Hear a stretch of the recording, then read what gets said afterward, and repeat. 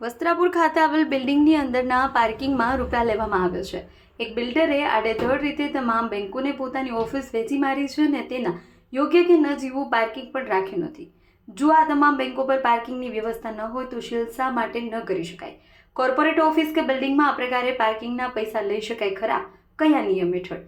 અગાઉ આ જ મામલે ડ્રાઇવિંગ રોડ પર આવેલા બિગ બજાર વાળું કોમ્પ્લેક્સ સીલ કરવામાં આવ્યું હતું, તો આ કોમર્શિયલ કોમ્પ્લેક્સ શા માટે સીલ ન થાય?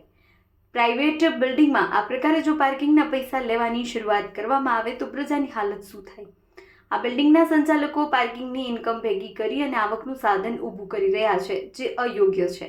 આ જ પ્રકારે તમામ બિલ્ડિંગમાં આ પોલિસી શરૂ થશે તો કેટલું યોગ્ય? બિલ્ડર જેટલી ઓફિસનું વેચાણ કરે છે તે તમામ ઓફિસમાં આવતા વિઝિટર્સ માટેનું કેટલેક અંશે તો પાર્કિંગની વ્યવસ્થા હોવી જ જોઈએ, જે અહીંયા કુલ 0 છે। એક બેંકની અંદર દિવસ દરમિયાન 200થી વધુ લોકો વિઝિટ કરતા હોય છે, તેમનો સ્ટાફ 60 થી 70 જેટલો હોય છે। આ બિલ્ડિંગમાં કેટલી બેંક છે અને તેના પ્રમાણમાં પાર્કિંગની વ્યવસ્થા કેટલી છે તેનો સર્વે કરવો જોઈએ। જ્યાં સુધી પાર્કિંગની યોગ્ય વ્યવસ્થા ન થાય ત્યાં સુધી આ તમામ એકમો સીલ કરવા જોઈએ।